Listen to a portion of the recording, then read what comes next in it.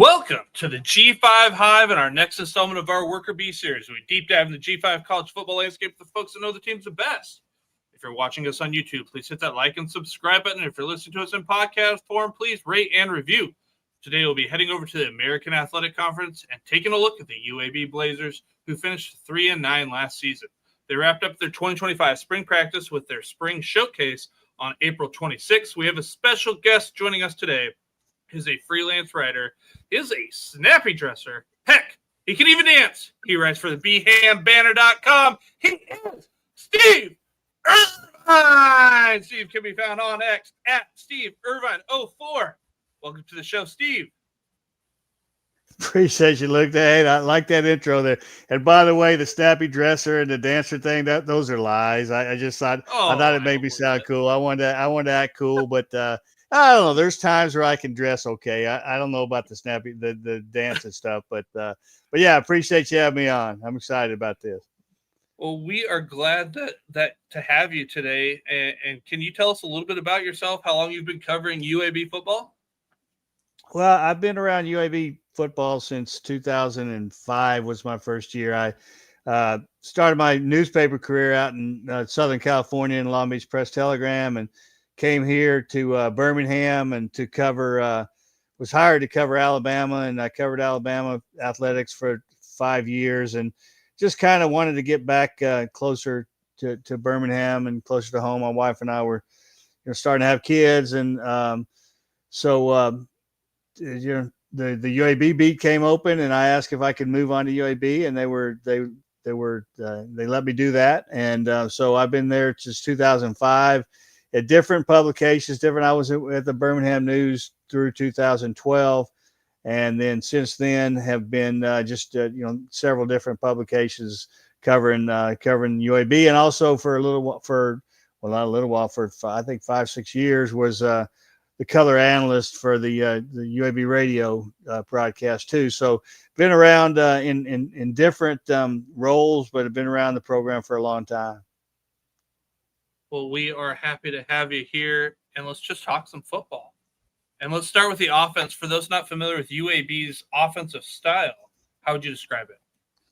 Well, it varies. I think that it's the base is a one back spread type deal that Trent Dilfer and Alex Mortensen, the offensive coordinator, run. But they like to throw a lot of different looks at you. I mean, there's going to be times where there's 3 tight ends in there. There's going to be times where there's 2 running backs, whether it be split backs or an eye at times.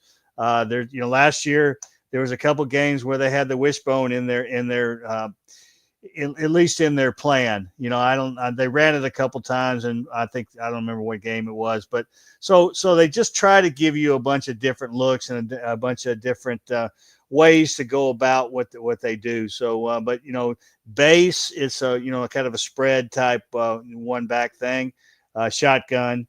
Don't go underneath the center too often. They do at times, but not too often. And so, but again, a lot of it. A lot of it is the eye candy. They like the eye candy stuff to do different things with you. Let's get to the position where it all starts on offense, and that's the quarterback. Last season, Jacob Zeno started the first 4 games of the season. However, I think it was the 4th game, he suffered a season-ending injury to his non-throwing shoulder, which gave Jalen Kitna his opportunity and he played pretty well for the Blazers. In his 8 games, he threw for 2,209 yards and 17 touchdowns. I didn't talk about the interceptions, but he's a gunslinger. Zeno has transferred, which I assume kind of means that Kitna's the show here in 2025. Would that be a safe assumption? Yeah, I'd say, it's definitely Jalen Kitna's show, and Jalen Kitna needs to be good. I mean, I think that this offense is built around Jalen Kitna, and he needs to be good. And I think that, you brought up the interceptions. I think that's where, you need to start with him, because he's got to get better at that. And a lot of what happened with Jalen Kitna last year was he hadn't played really played, in 4 to 5 years, about 4 years, and certainly had never played in college other than some mop up type things. but had never really, you know, went out and played a game. And so I think a lot of what happened with him was, you know, he is a gunslinger, there's no doubt. And and he put himself and his team in bad positions sometimes by trying to make plays when he shouldn't have. Just throw it away, get out of there and type thing. And so I think part of what I'm looking forward to with Jalen Kitna is now he's got those 8 games. Now you can't say that he hadn't played in 4 years. You can, you know, now he's played a lot of snaps. He played in a lot of snaps last year, and you know, he never came out of the game in those 8 games. I don't think, maybe one time, but you know, he took every snap, and so I think that we'll see how much he's grown, and it looks like he's grown a lot by what you saw in the spring and what Trent Dilfer talks about and what Alex Mortensen talks about, and so we'll see what he does. There were times last year though that probably I don't know, 3, 4, 5 times a game, even his bad games, even the games he struggled, because he had a couple games he really struggled, but he'd make 3 or 4 throws where you just go, wow, you know, not a lot of guys make that throw. You know, then, you know, the next throw might have been an interception or he might have fumbled on the next play. But there was times where he made throws where you just went, that's a special throw. You know, that's a throw that you don't see a whole lot of guys can do. So, you know, he's got to stack more of those this year. And I think he will. I mean, I think that, you know, a lot's changed for him. I mean, he got married, or I think he's married. I mean, I know he's getting married this summer. I think it's already happened, but, you know, so he's, you know, settled down now. He's married, and you know, he's been there a while, and you know, he's been a team leader really ever since he got there, and just even when he wasn't really playing at first. And so, you know, we'll see how much the maturity, and we'll see how much the experience of playing college football help. You know, and you talk to Trent Dilfer, is not shy of saying he really believes that he has you know, NFL draft first round type ability. You know, now he's got to play to that ability, but he thinks he has that kind of ability. Well, we kind of talked about it a little bit, but for those not familiar with Kitna's game, how would you describe it? Well, he's a drop back guy. I mean, that's what he does best. He, you know, the one thing about him is you watch him sometimes in practice, and because he didn't show it much in games, but he's got good speed, and I think he can be a good running quarterback at times, scrambling type quarterback especially. He just didn't do that a whole lot during games. I don't know that he was I don't know if it was a fact that he wasn't really willing to do it, or just didn't have a whole lot of skill of doing it right now. But I think you know, his strength is certainly the drop back and throw the ball downfield type thing. But I do think this year you're going to see a little bit more of his legs, you know, because I think that's needed. And I think that's one thing I think they knew last year that was needed, but they're just trying to ease him in, not ease him in, because, you know, well, yeah, kind of ease him into what he's doing. So they didn't want to throw too much, like, you know, like, okay, well, you got to learn how to run now. You know, they wanted to just kind of let him get comfortable first. And so I think there'll be I think you'll see his legs a little more this year, because I mean, he's fast. I mean, he you know, there were times during camp last year when, you know, he's still running behind Zeno at the time, where he would get out of the pocket, and, you know, of course nobody's going to hit him in that, and he would run, and he'd be outrunning people. And I'm watching and thinking, like, boy, this guy's going to be really, when he gets in, he's going to really be a good running quarterback for him too. And he just never did in the game. And then you find out he kind of just wasn't comfortable doing it, I don't think. But now I think he is. So I think you'll see a little bit more of that. But as far as style goes, he's a drop back, traditional drop back guy that wants to get the ball downfield. Well, Trace Campbell returns, and staff brought in Ryder Burton from West Virginia. Any idea who has the leg up for that number 2 spot there heading into the summer? Well, yeah, coming out of spring, it was Ryder Burton. Ryder Burton was had a nice spring, you know, kind of, you know, quiet, I guess, a little bit, because everything was sort of focusing on Kitna, but Ryder Burton was definitely the number 2 guy coming out of spring. Now we'll see what happens once the summer work and what happens in fall camp. But, you know, he was a guy that, you know, you don't know a lot about, because, you know, he's never, you know, he's been at 2 stops. He was at BYU and he's at West Virginia, but he never played in a game at either spot. And in high school, it seemed like he was more of a, you know, drop back guy that really really had good success. And, you know, he's from the state of Utah, So, we'll see. I from what I saw of him in the spring, and then again, a lot of times it's hard in the spring or in practice because nobody's hitting you.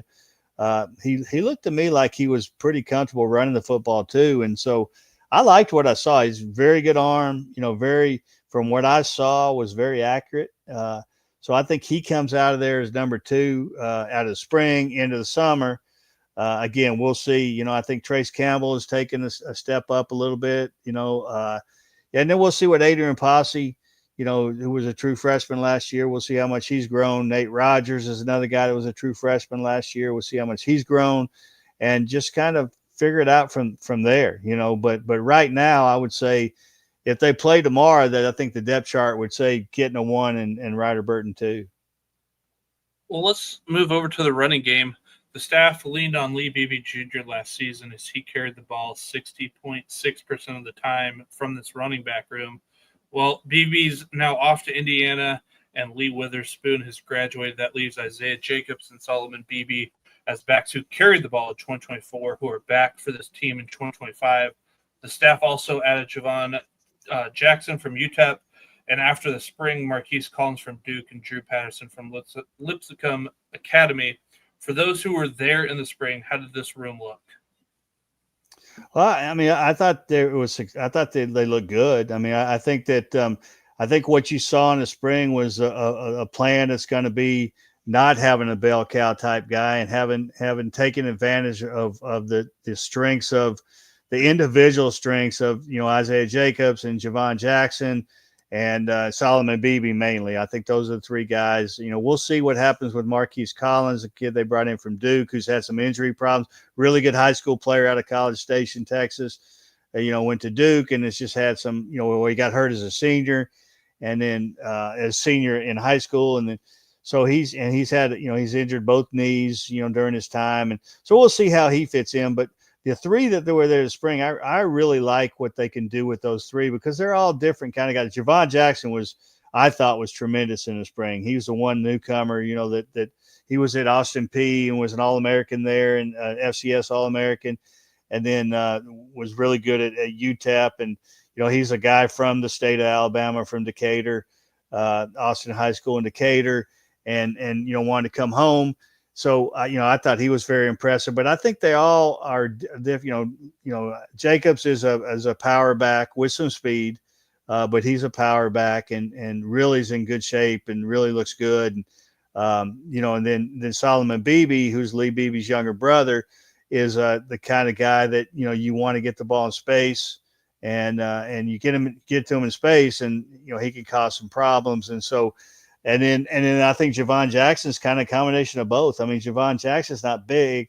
He's 5'8", 205 pounds, but he's strong. You can tell he's a strong, kind of little compact type running back who's really quick and really fast. And so he's kind of a combination of those 2. So I think that you're going to see sort of a just set up where they take advantage of all their individual abilities. And then Marquise Collins, if he can work his way in there, we'll see. I mean, it's hard to tell, what, you go back and watch his high school tape and it's great. I mean, but that's 3 years ago and he's had some injuries. So how much has he grown, as a back? I don't know, because he hadn't had that much time, but we'll see, where he fits in. But if those 3 stay healthy, if the top 3 can stay healthy, I like what they have if they can stay healthy.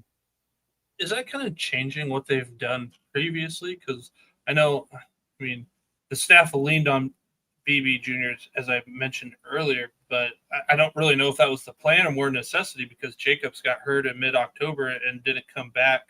So then Jermaine Brown just kind of got a lot more. So are they changing anything philosophically? Yeah. No. I mean, I think the plan all along each year was to share. I think injuries and some things have happened. Like last year, for example, and Lee Beebe was great. And that was part of it. And Jermaine Brown was great the year before. But I think you go into it and like last year, for example, Isaiah Jacobs gets hurt, so you take him out of the mix.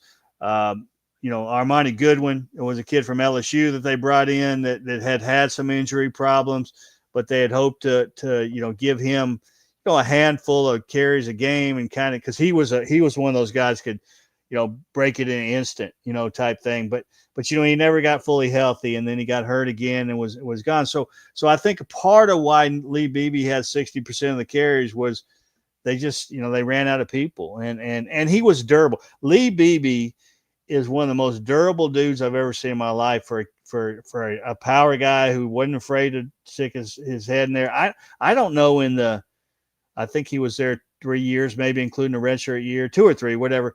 I don't ever even remember seeing him limping. You guys are always kind of spraying something or whatever.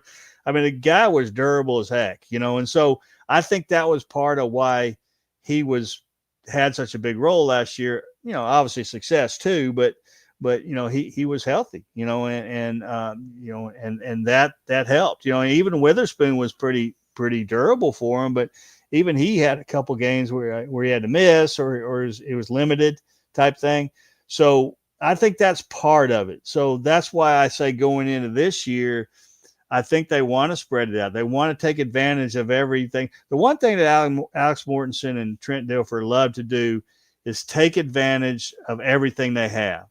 They love to get, like, if they got guys that like the first year, for example, the first year that they were UAB, they love that quick, just pop pass type thing, get the ball in guys like Amari Thomas and, different guys' hands, Iverson Hooks and before he got hurt. But, so you get the ball in their hands and let them go make a play. That's sort of what they do, trying to set up situations where guys go make plays. So I think if they can, and I think they hope to, and the good thing too about this, one thing about this running back group that you look at, when you've got a guy like Isaiah Jacobs, who is strong. I mean, he's one of the strongest guys on the team, and he's willing to do whatever you ask him to do. There's times where they can use him in a fullback type role because he's got the build where he could do that. So he's not going to be a traditional fullback. You're not going to go, okay, you're going to be a fullback, 24/7. But there's times where you can put him in a situation where you put a 2-back out there, and he's kind of like having a fullback, but they can't just react to it like, okay, well, this is going to be a fullback situation, because he's also a tailback or he's also a halfback who can beat you with his speed. So I think that he's going to cause some sort of matchup things as long as he stays healthy, which hopefully he will this year, and we'll see. Well, I mentioned Jacob's injury. He had a lower body injury that caused him to miss a significant amount of time last season. And this is coming off a 2023 season where he tore his ACL. How's Jacob's road to recovery going, and do you expect to see him there for week 1? He was full strength in the spring, and the one thing that they do with him a lot, and they'll do this during the camp, is, because he's had a few injuries over the years, they know what they have with him. So they'll ease him through camp at times, and they ease him through spring at times. But but he's fully healthy. I mean, you wouldn't notice, you wouldn't think, if you didn't know, if you just walked out there first time you've seen practice, you walk out there, you'd have no idea he was coming off an injury. I mean, he looks better than than ever, and he's always looked, he's always been a weight room guy that looks the part, and he looks the part even more now. And so I think that with him, he's fine, health wise right now. But again, they're going to have to, and they'll ease him through and make sure that he's, do the best they can to make sure he's healthy by, that he's healthy going into the season. And right now he is. So, we'll see. All right, Steve, you talked about them using a combination of these backs, but who do you think we see get that first carry from this room against Alabama State? I think it'd be Isaiah Jacobs, healthy Isaiah Jacobs, because I think for what he means to this team, he's one of their biggest leaders. He's he leads. He's led when he's hurt. He's one of those guys that doesn't disappear when you're hurt and pout and all that kind of stuff. He's one of their pure leaders. So I think just because of that, you give him the football on the first down. And, maybe the second down they run another guy in there. I'm not sure, but I think he'll start the game. And, again, if he's healthy and he'll get the start. Well, let's move over to the wide receivers. And we saw their top two receivers and 1-2 punch, Amari Thomas and Cam Shanks transfer, and their fourth leading receiver in terms of yards, Malachi Holt Bennett, has graduated. This room is highlighted by the return of Courtney Milner and Iverson Hooks, who combined for 39 receptions, 598 yards, and 4 touchdowns last season. The staff also brought in 4 transfers. There's talent in this room, but what are the expectations heading into 2025 for the wide receivers? Well, I mean, they've got to be really good. I mean, I know that's one expectation, and I think that Corey Milner has to be the guy, and that's the one thing that Corey Milner has never had to do. He hadn't been the guy. He was really, really good at the last half of last year, especially, and probably the last 6 games, or 4, 5, 6 games, whatever it was. But they still had Cam Shanks, they still had Amari Thomas, and so he's a guy that really needs to be the show. He needs to be the first option type thing. And I didn't see that out of him in spring. I didn't see him take that step. Now, I think he was a little banged up, I will say that, but just never really, when I was there, when I watched, I just didn't see him be that guy. And he needs to be. I mean, he needs to be that guy, and because I do think they've got a lot of talented guys. But I do also think that they have to have a guy that's going to step up and say, I'm the guy. I'm the first guy. I'm the first option. Take me. Try to take me away, type thing. And so we'll see. I mean, and I think he's certainly capable of it. I mean, his kid can stretch the field and really does a great job of stretching the field. Probably the best guy they've had to stretch the field. Well, I don't know. Tajon Palmer was really good at that, but Trey Shropshire a few years ago was really good at that. I was going to say probably the best guy to do that since Shropshire, but Tajon Palmer is pretty good at it too. But he's certainly in the same class as those guys as far as stretching the field. So they're going to have to get that from him. And the other guy that I'm really excited about seeing where he is Iverson Hooks. Iverson Hooks is a kid that was a high school quarterback. Tore I think he had 2 knee injuries in high school. And he had at least 1. I think he had 2. Then he came into UAB and they moved, he was moved to receiver and he got hurt his first year. And, just kind of really had to come back from a lot. And then his first year with under Dilfer, he had 6 catches for 80 yards against Georgia Southern, and with a touchdown on a really nice, short pass, made a guy miss, got in the end zone. I think it was a 4th down play too.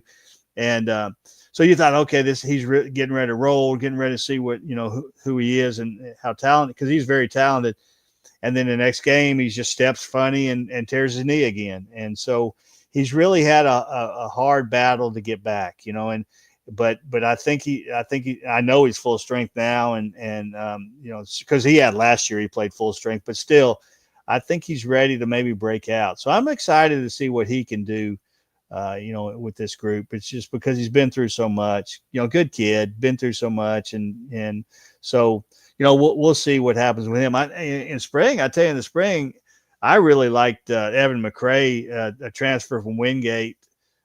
He's kind of a slot guy, but he showed in the spring that he can go inside or can go outside and play in the slot. Caught a lot of passes at Wingate and over the years, and just decided his last year he wanted to play, FBS instead of FCS. And I thought he looked so mature in the spring, which obviously he is mature. He's played a lot of football. And so I'm excited to see what he can do, and again, one thing they did in the spring I noticed was they didn't, everybody's got a position, but they really tried to make sure everybody played inside and outside so they could have versatile guys, and I think that's one thing that, McCray comes in and you look at his film or his highlights and you think, okay, well, this guy's a slot guy, but I think he showed in the spring that he's not just a slot guy. He can play inside and outside. So, I think he's got a guy that's going to, really be good for him, so, and they've got a lot of guys, Xavier Daisy was a guy that I thought as a true freshman last year showed flashes. And honestly, I thought he might have been their best blocking receiver, on the perimeter. He's a guy that I think is going to step in and have a bigger role. He didn't play much in the spring. I think he got hurt midway through the spring, so nothing major. I just think he got banged up, and so they sat him out. And so I think he's a guy that's going to step in too. So there's plenty of options. They've got options, and we'll just see. You talked about Daisy being injured. Brown, I think, was injured too and missed some of the. I'm assuming everyone's going to be good to go for the summer and fall. Yeah, I think so. I mean, Caleb Brown. I'm glad you brought him up because I forgot to mention him. He, they're so excited about him. They really felt like he came in with a foot injury, and they really feel like that's probably the only way they got him. Because he was, he had to get some work done, or he had some work done, and so they felt like he was probably a guy that would, stay in the P4 and that good. And because he was, banged up, people backed off on him. And so he should be fine, during camp. I saw him, he had like a boot and a little scooter thing during spring a lot, but I think it was more precautionary than really, really hurt because he'd had the surgery. And so I think that, during camp, during this summer, he's doing something. I saw him recently, and he was walking. He seemed to be fine. Now, how much work he's getting in, I'm not sure right now, but I think by the time the season starts, he'll be ready to go. And that's a guy that they think is really talented, can play inside and outside. They really felt like, they were fortunate to get him, and so we'll see. I was excited about seeing him in the spring, and then, obviously that happened, and you couldn't, but that's a guy that I think they expect big things from. Now, you mentioned Milner needing to step up big, but you didn't really see that much in the spring. Did Kittner seem to have a favorite target or lock onto one guy in the spring? No, I think that's one thing he did really well was spread the ball around. Take where what the play gave him, which now he didn't always do last year, and so I think I do think, I guess, if the stuff that I watched, I think maybe Evan McRae was getting as much work with as anybody really. I mean, so I think Evan McRae might have been a guy that could fit into that category, but I think overall he did a really nice job. Kidna did a really nice job of spreading it around, and again taking what was there, which was a problem last year. It was, and so I think that it was hard to say that hey, he didn't have one guy. I mean, he didn't. Another guy I'd like to mention who and I don't know how much he fits into the plans this year, but I thought I liked him in the spring a lot, and I liked his progression. Is Lamar White, whose father is Roddy White, who was a pretty good receiver at UAB and pretty good receiver in the NFL. And there was one of the scrimmages, the first scrimmage I think they had, he scored the only touchdown. He had the only receiving touchdown. So I think hopefully he's a guy that can step in and step up a little bit. So, and we'll see. I mean, I'm not sure, but I did like him in the spring. So you mentioned kind of just spreading the ball out, and we talked about Thomas and Shanks leaving. That means 186 targets, 127 receptions, 1,339 yards, and 14 touchdowns are gone from this room. Who when you look over the last two seasons with Dilford there, the number one guy has kind of been on the outside, and the slot has been the number two, but they both get targeted pretty evenly, but the yards obviously come from the outside because you have more of your downfield stuff there. How do you see those targets getting distributed here in 2025?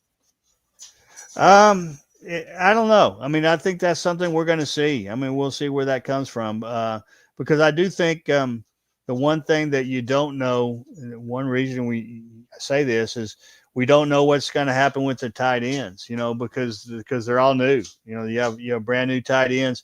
I liked Elijah Lag a lot in the spring. JUCO guy that really seemed to be a great combination of blocking and receiving. J.C. Sibley's a guy that's been around there a while that's had some injury problems, and I think he's ready to. He's 6'7". He was a 6'7" wide receiver in high school, and now he's playing tight end. And he's a guy that's a matchup guy, and Antonio Ferguson is a guy that can catch the football. So we'll see, but we don't know those guys. We don't know. Last year you knew what you were going to get from the tight ends because they'd all been around for a while. Now I think there's talent, but I'm not sure that they're. I'm not sure what to expect. So that'll what they can bring will be. Will kind of tell, kind of where they go with the football. And so I think the one thing that's when this offense, when what they want to do is clicking, you sometimes you don't really know where the football, is going type thing. One game it might be one guy, next game it might be another guy. And so, I think that they would kind of like that, even though, obviously you want a guy to be the one you want to go to when you need it. But we'll see. I mean, we'll see. Time will tell. All right. So there's who do you think is going to step up and lead the wide receivers for this offense in 2025? You've got your magic 8-ball, Steve. Well, it needs to be Corey Milner. So I'm going to go with Corey Milner on that, or Iverson Hooks. I mean, I think here's what I say. I think if the leading receiver is Corey Milner, if the two leading receivers are Corey Milner and Iverson Hooks, this is going to be a good offense. And with supplemented by everybody else, obviously. But I think if those are your two leading receivers, they're in really good shape. All right, you just talked about the tight ends and kind of not knowing. If you were to describe how the tight ends are utilized in this offensive scheme to somebody who's never caught a UAB game, how would you describe it? Oh, they're very important. I mean, they're almost, in a way, they're almost the straw that stirs the drink a little bit, because I think that really opens up everything else for them. I mean, you saw the last 2 years when the offense was going well, that's when, Bryce Damus and Terrell McDonald and Dallas Payne were making plays, and in the passing game. And so I think they're the ones that they're a key part to this offense. Well, let's take a look at this offensive line. And it's got its work cut out for them in 2025. The line will look to replace every starter except for Jandarius Morgan, who started every game last season. He played both left tackle and right guard. The staff added several guys from the portal, and if I counted right, they have 18 offensive linemen heading into the summer. I'm not sure if that lineup online is up to date, but what are your expectations for this room heading into 2025? I don't know. I don't think they know. I think this. I think that there's some good pieces there. I really do. I think they really did a great job in the spring portal and bringing some pieces in. And I think there's some key guys that were there already. But, Trent Dilfer, when I sat down with him a month ago or whenever it was, a few weeks ago, he even said then, he doesn't expect to know exactly what his starting line is going to look like until the Wednesday before the first game type thing. I mean, it's that. The pieces are moving that much, and really it might be a couple weeks into the season before they're really fully, going at the level they need to go. So I don't know. I mean, we don't know. I think that I think that Jandarius Morgan is very important as a returner. I think Caleb Perez is a guy that played a little bit last year and would have played a lot, but he had some injuries when he came from Duke, and he had some hard time, getting through those and get to the field. Eventually, he made it to the field and played well when he was there. So I think those two guys really need to be good. From there, we don't know. I mean, I thought they really did a nice job in the spring of bringing guys in that Brandon Snee and Daniel Mincy and Nelson Ramirez. I mean, I think there's a lot of guys that you say, okay, well, they could really help you. And, Rod Orr was a guy they got late who was from Toledo that started his career at Florida State, was a 4-star guy out of high school in Ashton City High School that was a big time recruit, but has never really, injuries have kind of slowed what his progression. Well, if he's healthy, and he's another one of those guys, kind of like Caleb Brown, healthy, I don't think they sign him. I don't think they're able to touch him because he goes somewhere and where they're going to pay him better and that type of thing. So if he's healthy, he could be a big time player for him. So, we'll see. I mean, again, there's pieces there. When they ended spring, they had 10 linemen on the roster, on the spring roster.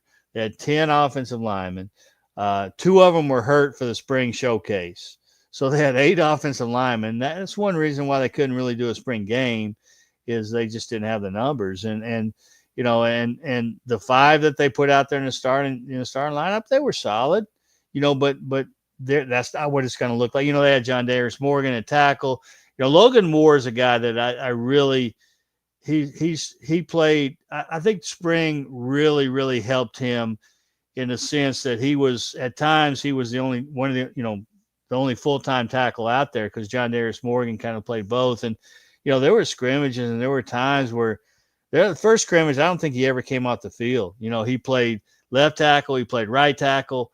When they brought in some guys, they had to, bring in Scott, he stayed in. Sometimes he'd switch to the other side type thing. So he got a lot of snaps. And he's a guy that came in 2 years ago, was a 235-pound, 6'8", 235-pound, former tight end out of high school that was, you look at it and you're like, what in the world are they bringing this kid in for? He's 235 pounds. But they've said all along that when he grows into it, when they're going to build him into because he had a lot of talent and they could see that. It was strong. He was always strong. He just was skinny. And, now he's 289, 290 pounds by the season. They hope to have him about 300. Very athletic, great kid, just an incredible kid, and just went to work. He went to work the whole time that he's been there. And so he's a guy that I think this spring was so helpful for him because he had to be on the field. You couldn't say, okay, well, you sit out this series or whatever. It's like, son, we don't have another tackle. Get in there or stay in there. So, so we'll see how he fits. But I like the pieces that they have, I think, on paper. Now let's see how it works on the field. I mean, and they won't know till we know, So with all the unknowns in this room, who does this room look to as like their leader of the offensive line? It's got to be John Darius Morgan. I mean, he has got to be the guy that leads this thing. I mean, and I think he is, and I think he will. I think Caleb Perez is another guy that a veteran guy that has been around. He was around, played some at Duke, and so I think those 2 guys are probably the guys that you look to really sort of be the leader type thing and kind of lead the way with this. But I think if you had to pick one, it would certainly be John Darius Morgan. All right, Steve, if you had to pick an offensive player to have a breakout type season in 2025, who you got? Well, I've talked about him before, and I think Iverson Hooks. I mean, I think he has an opportunity to show what he is and who he is, and so I would think, and I think he's going to. I'm going to say Iverson Hooks. All right. Well, let's move over to the defensive side of the ball. And before we talk about personnel, we need to talk about the coaching change. Steve Russ has been hired as the new DC for UAB. Coach Russ spent the 2024 season as a special assistant to the head coach at Air Force. Prior to that, he was in the NFL coaching linebackers for 6 seasons. He's also a 2-time Super Bowl champion. Can you describe the defensive scheme that Coach Russ plans to run at UAB? Well, I think much like the offense, he's going to be a multiple type, different, give you different looks. I think as a base, it's a 4-down type defense that, as his base, but there's going to be times I think where he runs three down and just does some different things. I think he's going to bring a lot of pressure, and I think he's going to play a lot of guys, and so I just think it's a defense that's going to try to cause a lot of chaos type things, and again with different looks. Base is a 4 down, but again, I think that how often they're in base. Probably not often, I think so. I think he's going to give you a bunch of different looks. And, I think he's a guy that's, I think he's what they needed, not just for his knowledge, because I think he's a very knowledgeable defense coordinator, but I think the one thing that he's really going to bring is more of a, kind of more of an attitude type thing, and more of a, just, I don't know, well-rounded type person and player, than they had in the past. So I'm looking for, he's had success in the past when he first in Air Force, and I think it was maybe 2014, 15 when he first took over as their defensive coordinator back in those days. I think the year before he took over, they were one of the worst in the country, one of the worst defenses. They were giving up almost 500 yards a game and over 40 points. Within 1 year, he had them, I think, ranked like 33rd or 35th or something like that in total defense, and had cut the points per game down to about 20, low 20s and type stuff in a year, and that's what they need. That's what they brought him here to the UAB for. I mean, because it's been rough these last 2 years, and it's extra rough when you sort of go back to what Bill Clark had done, in his time, because that's one thing that Bill Clark always had was great defenses, as good as had top defenses, top 20 type defenses in the country or higher. And, so these past 2 years have been hard for UAB fans to watch, what's happened defensively. So, I really think that the change in the coaching staff, starting with Steve Russ, is really going to be helpful. And especially from what I could see in the spring is really going to be helpful to moving forward. Well, now you got me interested because, a base 4-3 versus a 3-4, those are different kind of body types you need up there at the front. So let's dive into the position rooms and start with those guys up front along the defensive line. The Blazers will miss the services of first-team all-conference edge Desmond Little. He made life difficult for quarterbacks, and I'm sure OCs, as he created a team-high 29 pressures and 8 sacks a season ago. There are several guys who returned that saw action in 2024, and the staff brought in several transfers, which is kind of a theme throughout this defense. Steve, what are your expectations for this room? Well, I mean, I think honestly, I think it's going to be as good as they are in the interior. I think it starts with this group in the interior, and they brought in with Nigel Tate and Denver Warren. I think you saw in spring. Not only did they bring them in to be kind of anchors in the middle, and there's other guys too, but those two guys really showed in the spring that they're kind of anchors in the middle, and everything's sort of built around them, and both physically and emotionally. I mean, I think those guys are going to be such good leaders. They were such good leaders in the spring, and when you come in, a lot of times, in this day and age, maybe it's a little different, but usually when you come in as a transfer, you sort of just almost ease your way into the leadership part of it. You might come in and say, hey, I've got to show my ability right away, first impression type thing. But the leadership, you sort of give it to somebody, a veteran, and just say, okay, I'm just going to do my thing. I thought that Nigel Tate and Denver Warren came in and were leaders from day one, and honestly, I think that that's what they hoped for some of the transfers they brought in last year up front, and it didn't work out the way they wanted, the way they felt like it should have. And with these guys, I think they got everything that they thought, both physically and as leaders. So I think that it starts with those two guys up front. And Jasir Peterson was another guy they brought in that played really well in the spring. So they have kind of those guys to almost lead away, type thing. DeMarcus Smith was a guy that played pretty well for him last year, who was a transfer last year from Ole Miss, and he didn't practice in the spring, but he'll be a guy that plays a big role for him too, during the season. So they got some veteran inside, and they got some good young players. Iman Small has been a guy that's played the last 2 years when healthy, has shown he can play well, and some other guys. So it's going to start there. And then, as you go out, the star of the spring, really the defensive star of the spring was Jermichael Rogers on the edge. Is a guy that's a little undersized. He's probably 6 foot, 250 type thing. Was from Miles College here in Birmingham, a D2 team that made the playoffs last year and hosted a playoff game for the first time maybe ever. I mean, it's been a while, if any, but really, I think he had 8 sacks from last year, but really gets off on the edge. Really does a great job of getting off on the edge, and he was great this spring. Wonderful in the spring showcase, and really showed it all spring. So, he's a guy that they're going to expect big things from the outside. A guy that we did not see in the spring that I think is going to be huge is Amari Morrison from Old Dominion, transfer from Old Dominion. Had several sacks for them. It was a really good player for them. I think he was a freshman all-conference player, all-conference USA player as a freshman in his freshman year, I believe.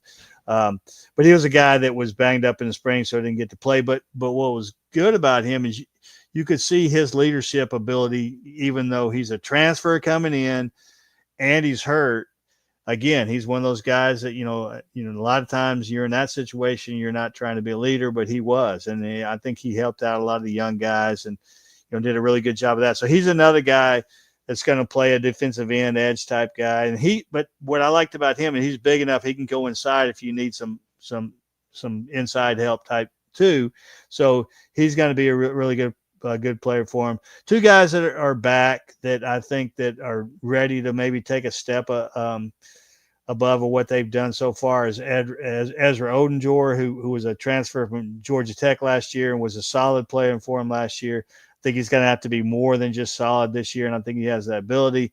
And then they got a guy named James Smyer that was he was a transfer from Marshall a few years back and was an inside linebacker, played inside linebacker here in state at the Phoenix City Central, and just never really, just didn't seem to fit, and they're trying to find a good spot for him. And I think they found a spot in the edge. Last year they thought they might get some big things out of him, but he had some injury problems. So he seems healthy now, and he's a guy that's a really fast guy off the edge. Again, not a big guy, but boy, he can get. He's got a lot of speed on the edge. So he's a guy that they hope can help him on the edge. And there's a bunch of young guys that that I think are going to be really good football players at some point. Chris Birds, Miles Cook, just some guys that are going to be really good football players at some point. I don't know if that point's now, or I don't know if it's going to be down the road a little bit, but they'll certainly have a chance to be to be involved, and then there's 2 young guys too on the edge. Zach Johnson was a freshman or a high school kid coming in. He was early enrollee that I thought showed some flashes in the spring. I don't know if he's quite ready, but we'll see.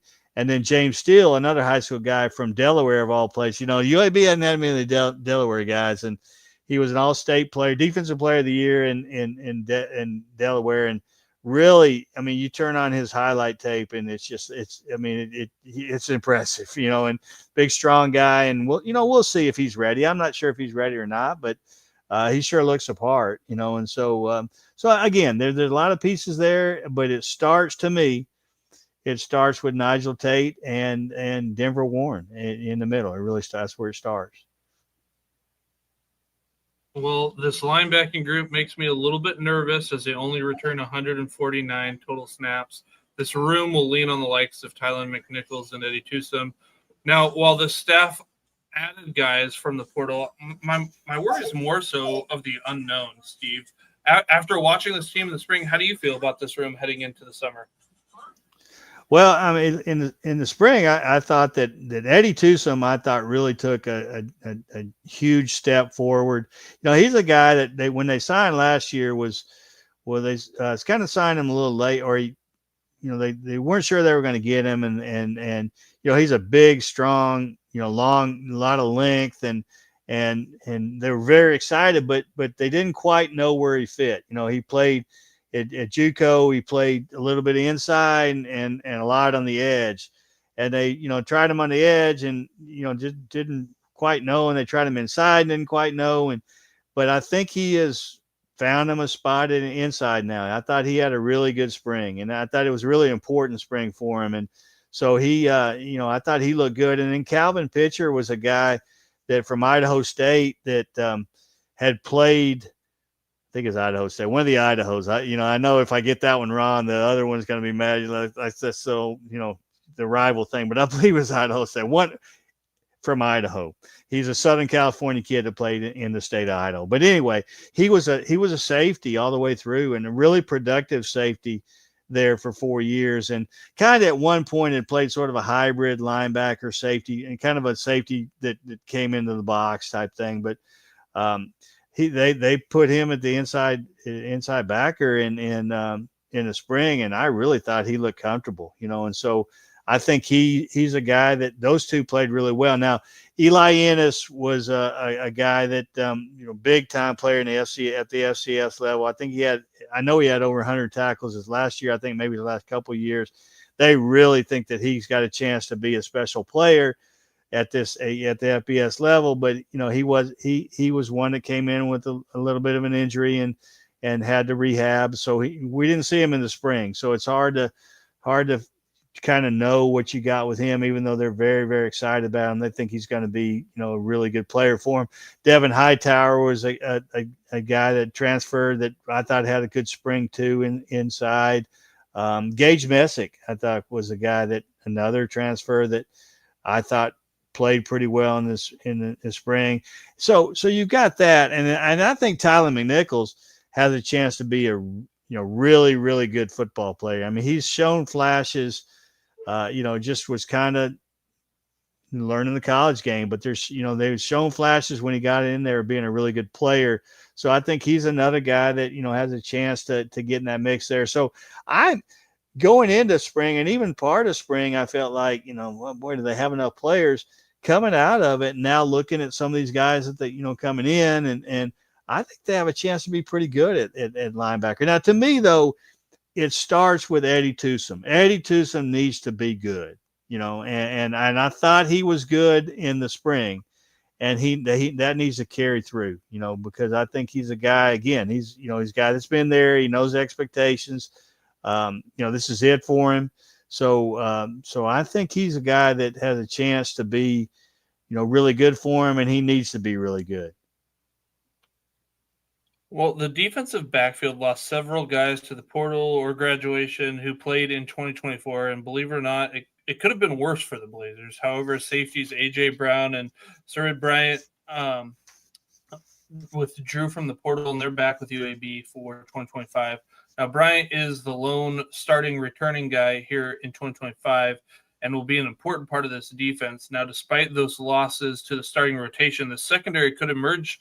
Honestly, it's probably one of the strengths of this defense in 2025 if things kind of break right. Steve, what should we expect from the secondary in 2025?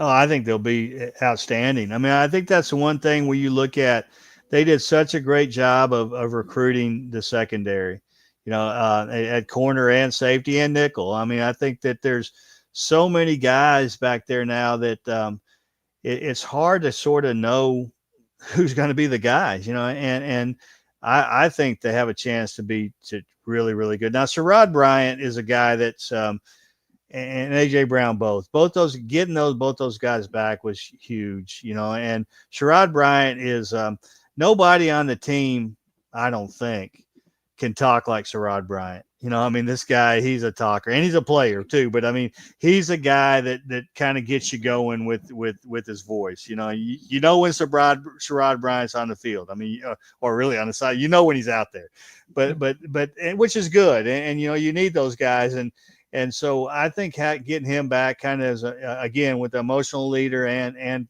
physical. I mean, he's a really good player, and so I think that he has a chance to be the leader here. And but there's a lot of guys pushing him. I mean, a lot of these guys that they brought in from big time schools or P4 schools, or even some of them they brought in from smaller schools. I think Jalen Cheek and Tamarian Crumpley. Crumpley's a corner, but Jalen Cheek is a safety. Pierre Royster, I thought, was a really good, had a really good spring at safety. So a lot of these guys are really going to push for playing time. Josh Baca, was a guy that came from, from Kent State, which obviously they struggled. He was a leading tackler at Kent State. He had 90 tackles and I think it was over 90. I know it was over 90 tackles, and he's a guy that's going to play a huge role for him. And A.J. Brown. I think A.J. Brown has a chance to be a really, really good, college football player. I thought his progression over time he's been here is huge. And he's a guy that can play a nickel. He can come down and line up in the box if you need him at times. And so he's a guy that's really going to help too. So I think there's a lot of numbers at safety. And then at corner, I think there's a lot of numbers. Jalen Ferguson is a guy to me that, I did a story on him in the spring that, Trent Dilfer and the defensive guys had talked about a lot. He's a guy that came in 2 years ago, and it was kind of like Logan Moore was an offensive line. He wasn't ready to play college football, but they signed him and said, okay, this guy's a project. But he was a 6'3" corner that with corner skills, that was a track star in Texas that, probably weighed 150 pounds at the most. So he wasn't ready to play, but they thought, they saw something in him, like, we're going to have to work with this guy. So last year they weren't quite sure if he was a corner. They tried him at safety last year. They still didn't quite know, but the kid went to work. The kid worked for 2 years, and then they realized that, hey, this guy's a corner. And Brent Wieselmeyer, who's one of the secondary coaches, who's a longtime NFL coach, he said, hey, first time I looked at him when he walked in his office, he said, that's a NFL build right there. That's what we look for in the NFL, build wise. So he was like, I want to see what this kid does on the field. And then he watches on the field and said, this kid's pretty good now. So I think he's got a chance to finally grow into what they thought he was, what he thought he was going to be. So I think he has a good solid chance of, starting he'll go into fall camp probably as one of the starters, one of the cornerback starters, and maybe, the guy type thing. And then Tariq Watson was a guy last year that came in from Minnesota last year and, played some, but I think he's taken a step up. He had a great spring showcase. He had an interception, fumble recovery, really nice play, really nice deep ball breakup. And so I think he's got a chance there at the corner. And, and again, I mentioned Tamarian Crumpley was a guy that came in from Pitt. Is going to be a good corner for him. Perry Fisher is a big corner. If you have Perry Fisher, if Perry Fisher wins a job, he's 6'3". You could have two, in the American Athletic Conference, you got 2 6'3" corners with him and Jalen Ferguson. And with Perry Fisher, you have a guy who's played 3 years of college football, or 3 or 4, whatever it is. So you've got also a physical 6'3" guy. So you have that opportunity maybe to kind of play some big corners type thing. And then Donald Lee is a guy that's was hurt during the spring, but he played last year, and he he's a guy that's played he's played both safety positions, he's played nickel, and he's played corner. And so you have a versatile guy like him. So you've got, again, I say this in other positions too, but there's a lot of pieces that you have there that you can do different things. And again, with what I think this coach and this defensive staff wants to do, I think they do want to do a lot of different things. They want to give you different looks and all that kind of stuff. So I think with the secondary, they have a lot of pieces they can do that with. So it'll be interesting. It'll be fun to watch in fall camp to see how that the depth chart or the pecking order or whatever you want to call it how that ends up working out. I talked about how this room could end up becoming a strength. You didn't mention one guy that I was kind of thinking you might, and if he's not able to crack the lineup, but he's a rotational guy or is there for a while. Wasn't there like an FCS freshman All-American who joined the team? Yeah, and boy, thank you, Delvin Gully. Delvin Gully is a guy that yeah, he was an FCS All-American at Alabama A&M. He's the in-state guy from Saraland High School, which is a big-time high school here in the state. They've won the state championship, I think, 2 out of the last 3 years, I believe. And so he's a guy that could come in and start day one. And maybe not start day one, but day one of the season, maybe. I mean, he's got the camp. He's going to come in. He's here this summer. So, yeah, I'm glad you brought it up because that's one guy, and that's one guy that I missed. And I missed a couple guys that came in. Jeremiah Vessel is a guy from UNLV, the safety, I think is going to fit the mix. And then Crozier, Isaiah Crozier from Youngstown State's another cornerback that's coming in with Gully, that they signed in the spring that has a chance to work in the mix. But yeah, I think Gully has a big time chance of getting into this mix here. And we'll see. That's what's going to be fun about the fall camp is you go in and there's really even a guy like Jalen Ferguson who really played well in the spring, and even Sherrod Bryant. I mean, nobody's guaranteed a spot in the secondary when the camp opens. Now you're gonna have to earn that spot. So it's gonna be quite a battle as they go through that. All right, in a scenario where this secondary is lights out, who's the guy in this room who stepped up to make that happen? Well, in a way, I want to say Sherrod Bryant because as a leader, but I don't know. I mean, because I think what you're going to get out of him. I think to be lights out, you have to say, okay, it's boy, I didn't know the guy was going to do this type of thing. I think it's going to be probably one of the safeties, whether it be Josh Baca, whether it be Jalen Cheek, whether it be Pierre Royster. I mean, I think one of those type of guys, if they can turn into a sort of a, and I'm going to include AJ Brown in that too, even though AJ Brown is a returner. One of those guys I think is going to be the one that sort of takes them to another level as a secondary. Because I think the cornerbacks are going to be good. And I think the safety is going to be good, but there's one guy that just jumps out. If Josh Baca can have over 90 tackles like he did at Kent State, maybe that takes him to another level. All right, Steve, if you had to pick an off or defensive player to have a breakout type season in 2025, who would that be? I'm going to stick with Jalen Ferguson. Well, you know what? I'm going to go Eddie Tucson. I was going to say Jalen Ferguson because I think he might, but I go back to the Eddie Tucson needs to be really good. And I think he's got the ability to be really good. So I'm going to say Eddie Tucson. All right. Well, we've talked about offense. We've talked about defense. Let's head over to the special teams. How are those units looking, and are there any concerns that you have? I mean, no. I mean, the concern, I think, as far as a specialist type thing go, I mean, you have two of the, Jonah DeLonga was one of the best kickers in the country last year. He had a bad last game. He missed 2 kicks there at the end that would have won the game against Charlotte. But, other than that, he was basically automatic, and so he was a Lou Groza guy all year long that you thought he might be a finalist, and just a great, just solid person, solid kicker. You don't have any worries about him. Again, he had a bad last game. We all, everybody has bad games, but he's the guy that I think is going to have the same sort of year he had last year, where he's basically automatic. So I think that they're fine there. Patrick Foley is one of the best kickers in the conference. Is a 2-time starter. I think he's one of the top, average wise, one of the top in career type kickers at UAB, and I expect him to have another type of year like that.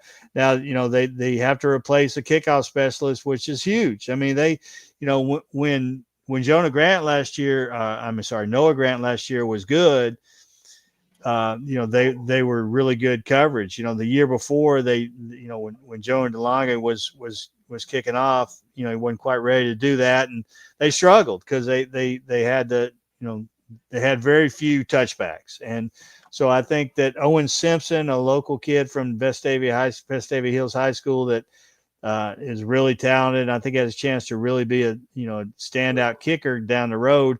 I think he's going to have first chance to win that kickoff job, and I think that's going to be important for him. And then Solomon Beebe as a kicker returner, was the preseason. I don't remember who did it, but he's thought to be one of the best in the preseason like Phil Steele, rankings type thing. Yeah, Phil Steele, I think, is the one that had him. I was trying to think if it was Athlon or Steele, but I think it is Phil Steele. Had him as as his kick returner, first team kick returner, and he had one last year where he almost broke for a touchdown. It got tackled about the 2 or deep, and so I think he's got a chance to be really good as the main returner. Don't know quite yet what they're going to do with the punt returner, but there's a lot of candidates. I think they're going to be, and John Jones, their special teams coordinator, is, I think one of the better young coaches around. He's a guy who also coaches on the defensive side, but I thought he really brought stability to their special teams last year, and so I think they're going to be solid there. Again, their specialists are as good as anybody they probably got in the conference. They probably got the best 1-2 punch of kicker punter, I would think, in the conference. So they should be good there. All right, Steve. Now that spring practice is over, which position group or groups do you think is the most concerning heading into the 2025 season? Well, I think it's got to be the offensive line, because you just don't know. I mean, there's just so many unknowns there. And I mean, I think the positive thing about that is that there are good pieces there. You think there's good pieces there. So it's not like you're going into it and going like, man, I don't know what we have here, but we could be in trouble. I think that they look at it and go, okay, I think we have some pieces, but putting those pieces together, we're going to see. So I think going into it, that's got to be your first, your first concern. Well, in today's age of NIL, revenue sharing, the transfer portal, how has it changed UAB's recruiting philosophy? Well, I think the biggest change is one thing that, that Trent Dilfer, the latest conversation I had with him that I thought was really interesting was he has gone to the model of building a team, not building a program, which means when he first came in, what he knows, he's like, well, I'm going to build a program. So he brought in a bunch of young guys that he liked. Not all of them were highly recruited, but the guys that he felt like fit into what they need, what was going to make them great, and kind of build a program. Say, okay, I got a freshman. I got a Cam Shanks. I got a Cam Shanks who probably not going to play as a freshman, but I'm going to build him, as a true freshman.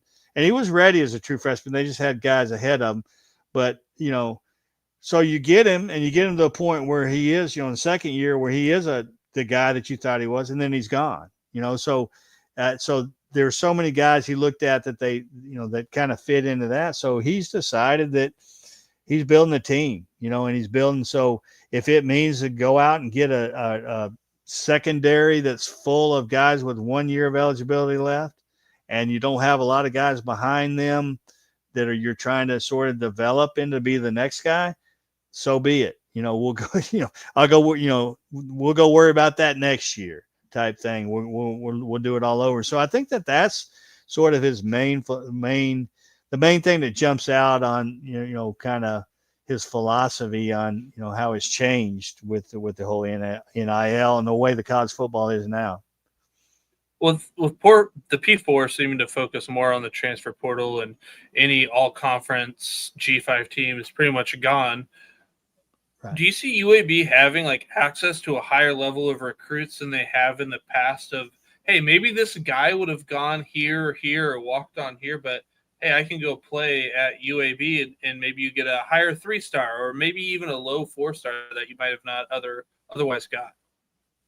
Maybe a little bit. I mean, a little bit, but I think with them, it's more of, going and getting guys that might be a little banged up that probably are P4 players, kind of like I talked about earlier. I think that sort of philosophy a little more than, trying to kind of steal a guy that's, might be a better, 3-star, even though there is a bit of that. There is a bit of that, but I think they're looking for guys who are looking for an opportunity, guys that for whatever reason, they, whether they got hurt, whether they got stuck behind somebody, but they were a 4-star, 4-star, whatever it may be, a good solid 3-star coming out of high school, and maybe they got stuck behind somebody, and so they bring him in. Maybe it's maybe even if it's an FCS guy, like Eli Ennis is a great example. Here's a guy that's, had 2 straight years or whatever it was, over 100 tackles, All-American and FCS and all that kind of stuff. Let's go get him and give him a chance to play on the FBS level type thing. Evan McRae was another example of that. So I think it's a little bit more of that than going to get, maybe, even though, there is a bit of that trying to, get some guys that might not have a spot in that are P4 players, but might not have a spot that way because they're trying to fill in with, portal guys or whatever it may be. So I think there's a little bit of that, but I think it's more trying to find guys who are looking for an opportunity. And the American Conference is a little bit unique in comparison to the other G5 conferences where they've dedicated or said, hey, we're going to do $10 million. Is it over like a 3-year span or something like that? Yeah. How have you seen that being utilized at UAB? Well, I think they're still trying to figure it out. I think it's one of those things that it's not going to be easy. There's going to have to be a little, I don't know, witchcraft, magic, whatever you might want to call it, to figure out where they're going to find this and how to do it. And, and kind of still keep running and still keeping, your NIL money going and just different kind of stuff like that. So I think that's a puzzle and an equation that they haven't figured out. And I think that a lot of people, the group of 5 are still trying to figure out how they're going to do that, because that's hard, to figure out how to do that. I don't think that they're against the fact that that the league has done that, but they've got to figure out how they're going to do it still. And again, that's still a work in progress at a lot of places. And it certainly is a work in progress at UAB. Well, Steve, how do you feel like the staff there is doing in navigating the portal? Oh, I think they've done a great job. I mean, I think they've done a great job of not of just finding different routes to bring guys in through the portal.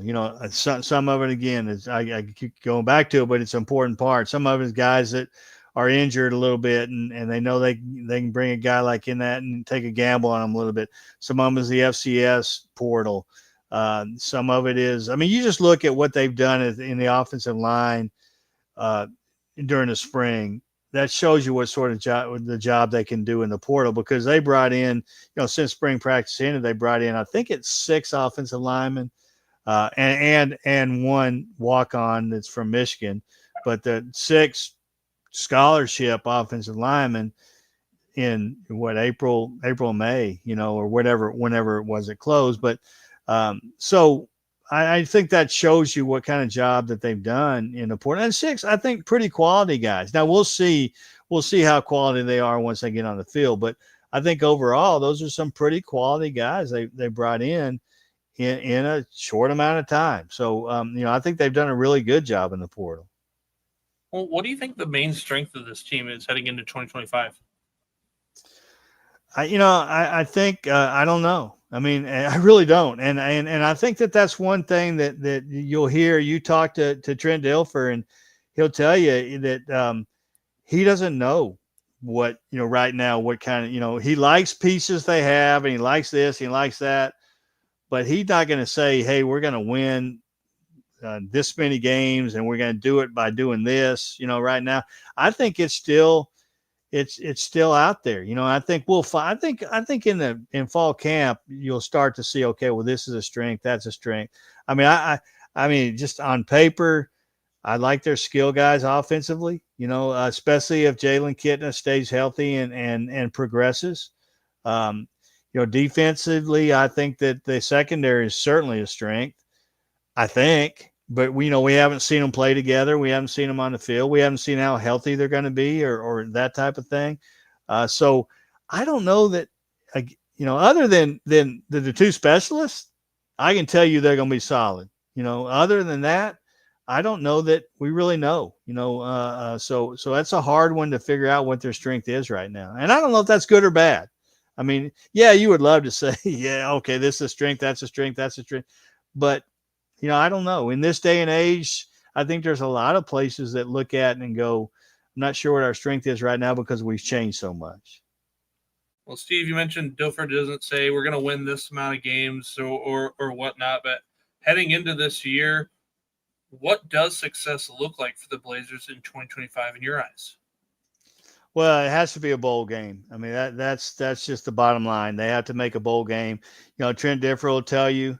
I mean, he said it, publicly that he's feels like he's coaching for his job, and so to do that, to keep this thing rolling, you got to find a way to get in a bowl game, whether that means 6 wins, 7 wins, whatever. I don't know that there's a number of wins above 6 that gets you into bowl eligibility and into a bowl game, but I think that step has to be taken this year, or I could see them making a change. I could, you never know, but I think that step has to be taken. And I think the other thing that kind of the mark of success, you can't have games where you just don't, you can't have a Tulane last year where you give up 70. I mean, you got to be in games too, and I think that's going to be a mark of whether it's successful or not. Because there were several games last year they just flat weren't in, and so I think they've got to play better in that sense. But I think ultimately you got to get 6 to get to a bowl, or you got to get at least 6 to get to a bowl. So last year they had 9. If we're getting 6, looking at the schedule, is there a part of the schedule that you view as like, this is key at this point, pivot point, like we need to have 5 wins at this point, or is there a stretch that you're really focusing on? Like, how does the team play here? Well, I think the unfortunate thing for them is the easiest stretch is the Final Four. Easiest, I guess is a relative term, but the Final 4 games of the schedule, I think, is the easiest portion of their schedule. So, you got to get there. You got to get to those 4 games in position to get to where you need to get, So I think in, the first 4 and the middle 4, you're going to have to win a couple of games that maybe you weren't thought to win. You're going to have to maybe, especially home games, maybe find a way to beat a Memphis at home, maybe find a way to beat an Army at home, that type of thing where you get a couple, you steal a couple in the first 8 that maybe you weren't expected to steal from outside, type thing. Yeah. So I think if they can get, I think it's imperative that you win the games. You got to beat Alabama State. You got to beat Akron. You can't give games away, type thing. Yeah. Because I think there's plenty of, tough things. I mean, it's tough for them to go, you get Alabama State, that's great. But then, excuse me, then you get, Navy. Navy, who's picked probably to win, one of the favorites to win the league. You got to go there week 2, and that's tough, and so you've got to find ways though to steal one or 2. Again, Army would be one that would be a steal. I don't know if they can beat. I'm just saying, Army would be one. Memphis, I'm not sure if they could beat them or not, but you've got to find a way to do that in the first 8 to get to those last 4 to be in good position to maybe, win out or excuse me, win 3 out of 4 to get there. So we'll see. Again, it would be nice if you had like 5 winnable games to start the season and you can start like, 4-1, whatever it may be. And you go, okay, well, we're playing with house money a little bit. But they've got to, start out tough and we'll see. Yeah, it might go all the way down to the last game of the season when they got Tulsa. I think it's on the road, I think. Right. Yeah, on the road at Tulsa. That would be a tough one. Yeah, I mean, especially when you consider that in 2 years under Trent Dilfer, they've never won a road game. So he's over on the road. Now, they should have beat Charlotte last year. on the road, which would have got them off that, off of that, but they didn't. So they haven't won a road game under him. So, until they can, you just got to assume they're going to lose on the road until they show that they can win on the road. Well, Steve, we've talked offense, defense, special teams, NIL. Is there anything else that you want to share or think that we need to know about this 2025 UAB Blazers team? No, I mean, I think we've covered. I think we've covered it pretty thorough.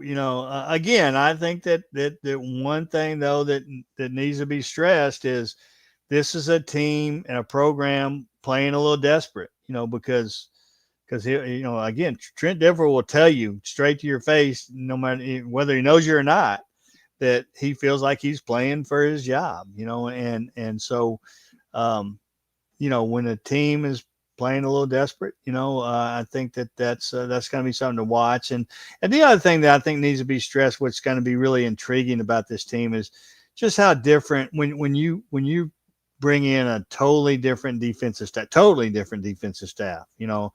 other than John Jones, who, and Matt Wright, who's those two guys who are, coach on that defensive side. They're not necessarily on position type coaches.